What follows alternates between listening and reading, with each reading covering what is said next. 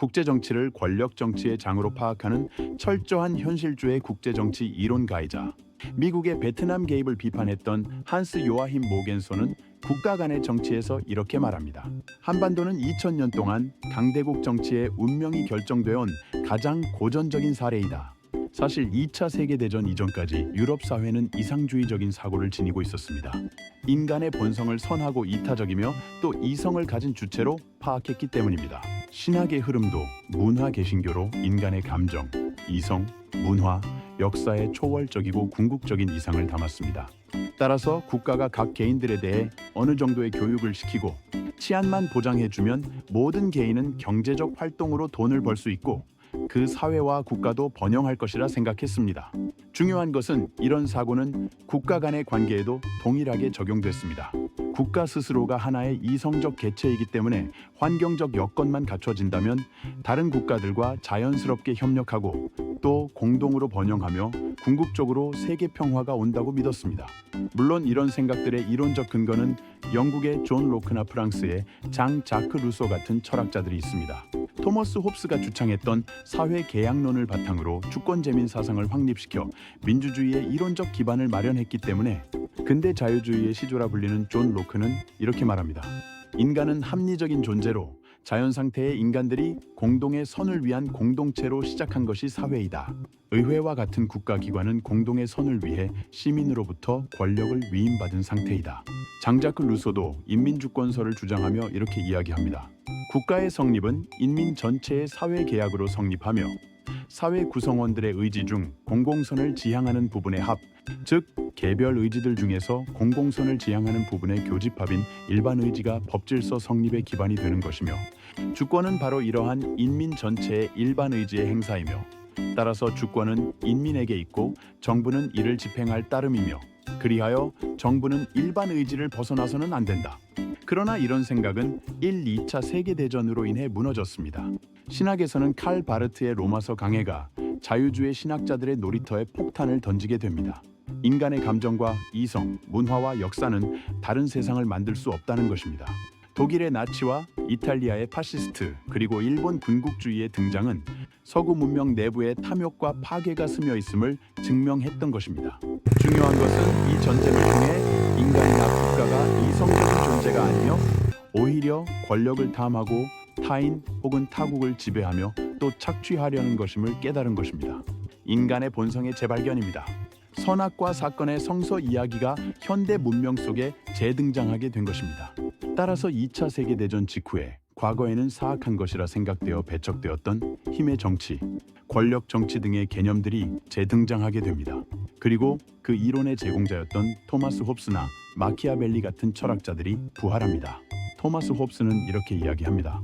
자연 상태에서 이기적 본성을 지닌 개인들은 자신의 이익을 한없이 추구하며 만인에 의한 만인의 투쟁을 전개한다. 따라서 서로 다투는 자연 상태 속의 인민이 그들 개인이 가지던 개인의 권리를 양도하여 국가, 리바이어던을 창조했다. 그리고 이 국가는 사회 계약에 의해 만들어진 인공적 산물이다. 마키아벨리도 이렇게 말합니다. 사납고 이기적인 인간들을 다루고 길들이려면 군주의 권력과 두려움이 가장 중요한 채찍이다. 군주는 선한 것도 중요하지만 만약 둘 중 선택을 해야 한다면 군주는 선함보다 두려움을 가져야 한다. 이러한 철학적 사조는 미국을 중심으로 발전하고 꽃을 핍니다. 그리고 그 대표적인 정치학자가 한스 모겐소입니다. 모겐소를 비롯한 학자들은 자신들의 이론을 이상주의나 유토피아니즘과 구분하여 정치적 현실주의라고 합니다. 이러한 사상은 세계대전 이후 미국의 외교정책 수립에 막대한 영향을 미치게 됩니다. 핵심은 이렇습니다. 세계에서 민주주의를 보호하기 위해 또 구소련의 지배 야욕을 분쇄하고 여타 국제 분쟁을 해결하기 위해 미국 정부가 무력 개입이나 위협을 사용해야 한다. 모겐소는 국제 정치를 권력 투쟁으로 특징 지으며 이렇게 말합니다. 모든 정치가들은 국가 이익이라고 정의될 수 있는 권력을 극대화하기 위해 투쟁하며 이런 철칙이 국제 정치에 존재하고 있다. 즉, 국제 정치가 권력 투쟁의 장인 이유는 국제 정치의 내부 논리가 경쟁적일 뿐 아니라 권력을 추구하는 인간의 욕심이 무한하기 때문이라는 것입니다. 이 맥락에서 모든 국가의 정책들은 세 가지로 분류될 수 있습니다. 첫째, 국력을 보존하는 정책, 현상 유지 정책. 둘째, 국력을 확장하는 정책, 제국주의 정책. 셋째, 국력을 과시하는 정책 기득권 과시 정책이 있습니다. 정리하자면 이렇습니다. 약육강식의 국제사회에서 모든 국가는 국력을 확장하려 노력하고 또 일단 기득권을 획득하면 그것을 유지하기 위해 무력과 위협 등의 수단을 사용할 수 있다. 결국 강대국들의 이해관계에 의해 희생당하기 쉬운 약소국들은 강대국과의 동맹을 통해 생존을 보장받을 수밖에 없는 것입니다. 강대국 결정론입니다. 헨리 키신저는 이 이론의 대표자입니다. 이사야가 꿈에 그리던 세상은 이런 강대국들이 약소국의 마음을 깨닫는 세상이었습니다. 그리고 선민 유대 민족에게 그렇게도 바랬던 것이 주변 강대국인 애굽이나 아수르를 의지하지 말고 하나님을 의지하라는 것이었습니다.